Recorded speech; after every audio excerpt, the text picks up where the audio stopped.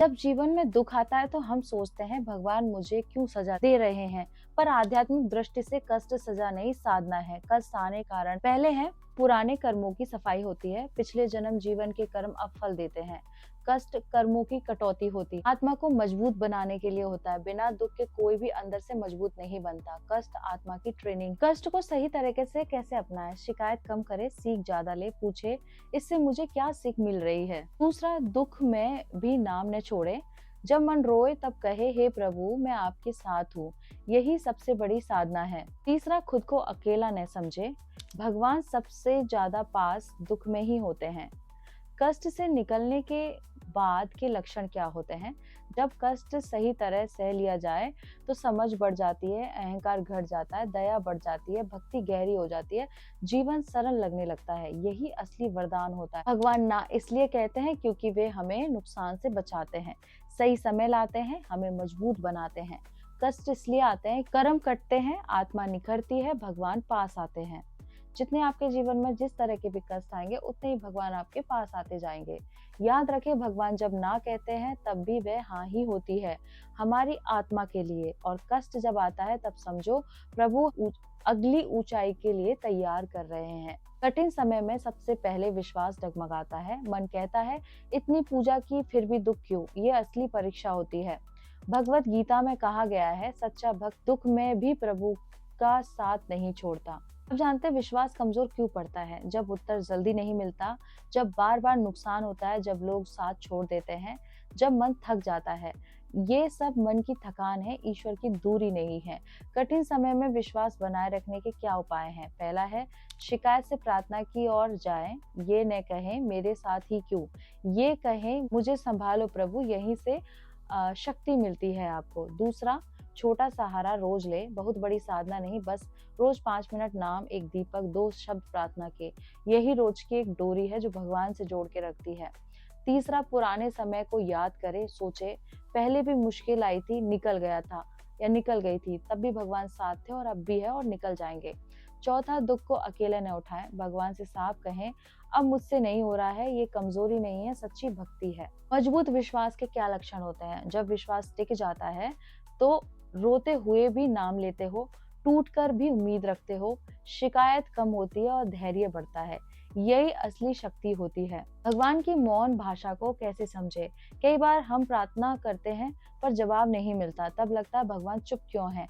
असल में वे चुप नहीं होते, मौन में बोलते हैं, पर आपको समझ में नहीं आता है भगवान मौन क्यों रहते हैं।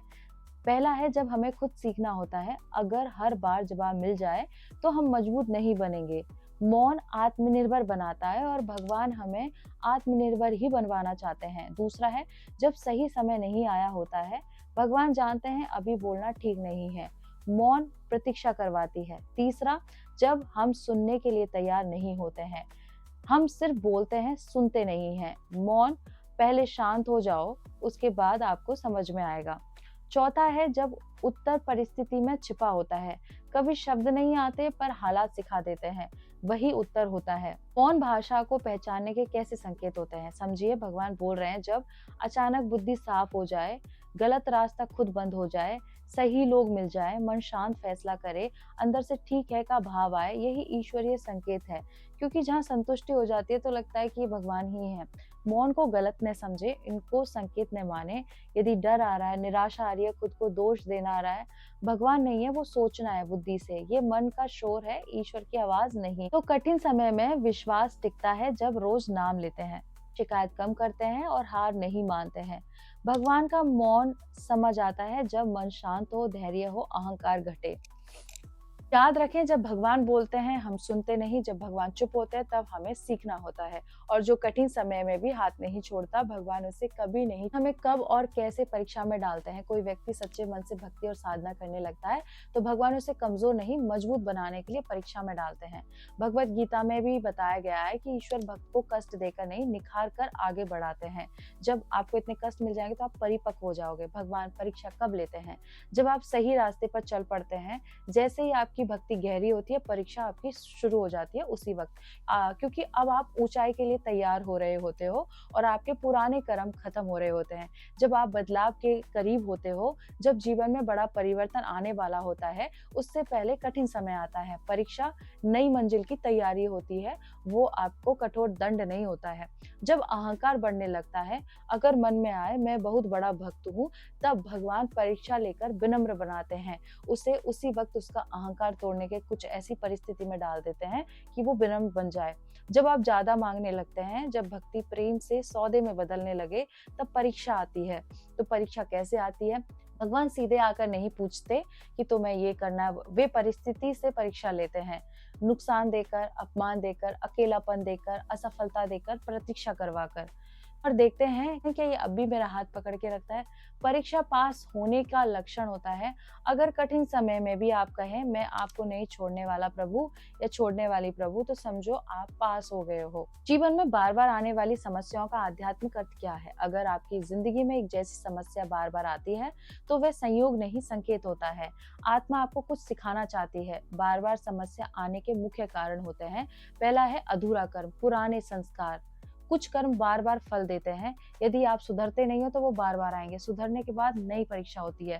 जब तक हम सीख न ले, वही गलती, वही दुख बार बार आपके जीवन में आते ही रहेंगे। दूसरा है गलत आदत या सोच, जैसे बार बार गलत लोगों पर भरोसा, खुद को कम समझना, गुस्से में फैसले लेना। जब तक आदत नहीं बदलेगी, समस्या लौटेगी और आप जो चाहते हो वो होगा भी नहीं।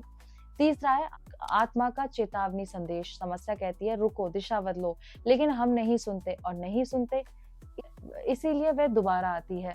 इसलिए अपने आप को बदलना बहुत जरूरी है, अपनी चीजों पे काम करना बहुत जरूरी है। चौथा है आपको ऊंचा उठाने के लिए। कुछ लोग दुख से टूटते हैं, कुछ निखरते हैं। बार बार की समस्या विशेष प्रशिक्षण होती है, या तो कोई डूब जाएगा या फिर उठ जाएगा।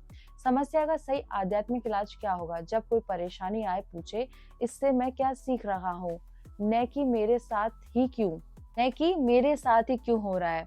तो पहला आत्मनिरीक्षण करें। हर समस्या के बाद सोचो मेरी गलती क्या थी, मैं कहाँ चूका या चूकी, यही साधना है। अपने ऊपर फोकस करो, किसी और पे नहीं। दूसरा, भगवान को दोष न दें। दुख में भी कहे कुछ अच्छा सिखाने आए प्रभु, तभी चक्र टूटता है, नहीं तो बार बार रिपीट होता है। व्यवहार बदले। अगर सोच वही रही तो दुख भी वही रहेगा। बदलाव ही मुक्ति है। समस्या खत्म होने का संकेत क्या है?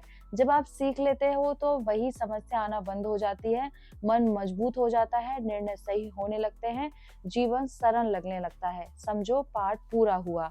यदि आप नहीं बदलते हो, नहीं सुधरते हो, तो आपके जीवन में वही चीजें बार बार होती रहेंगी और भगवान को दोष देते रहोगे और वो आप भक्त नहीं कहलाओगे। भगवान परीक्षा लेते हैं जब आप आगे बढ़ने वाले होते हो, आप बदलने वाले होते हो, आप मजबूत बनने वाले होते हो। बार बार समस्या आती है क्योंकि कोई सबक बाकी है, कोई आदत नहीं बदली है, आत्मा चेतावनी दे रही है, फिर भी आप उस पर ध्यान नहीं दे रहे हो, दूसरों पे दोष मढ़ रहे हो, तो समझ जाओ कि गड़बड़ है। याद रखे, भगवान परीक्षा इसलिए नहीं लेते कि तोड़ दे, बल्कि इसलिए देते कि आपको आपके असली स्वरूप तक पहुंचा दे, आपकी मंजिल तक पहुंचा दे। और जीवन ही हर समस्या कहती है मुझे समझ लो, मैं तुम्हें ऊंचा उठाने आई हूँ। कर्म कैसे बदले ताकि जीवन सुधरे? कर्म का मतलब सिर्फ काम नहीं, सोच प्लस भावना प्लस व्यवहार कर्म होता है। अगर ये तीनों बदल जाए तो जीवन अपने आप बदलने लगता है। भगवत गीता में कहा गया है सही कर्म ही जीवन को शुद्ध करता है। कर्म सुधारने के तरीके मैं अब आपको बताती हूँ। पहला है नियत को सुधारे। काम से पहले पूछे मैं ये क्यों कर रहा हूँ।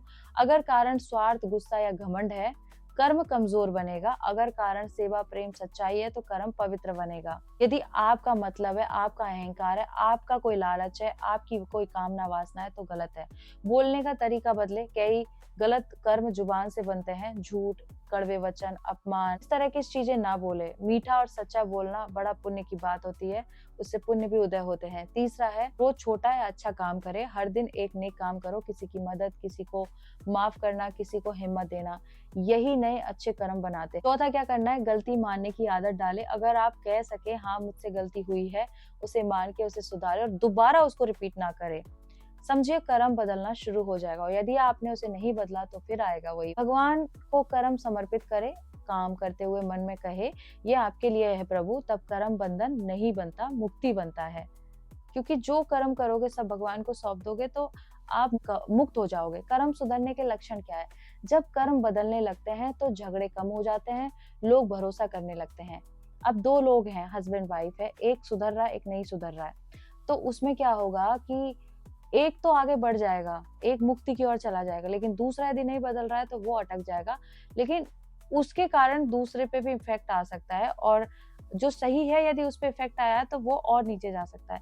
इसीलिए हस्बैंड वाइफ हैं, दोनों आध्यात्मिक रहो और ऊँचा उठो। और ये जानकारी अच्छी लगे तो शेयर करो और सब्सक्राइब करो और मेरे साथ बोलो ओम नमः पार्वती पते, हर हर महादेव, शिव शंभो, राधे कृष्णा।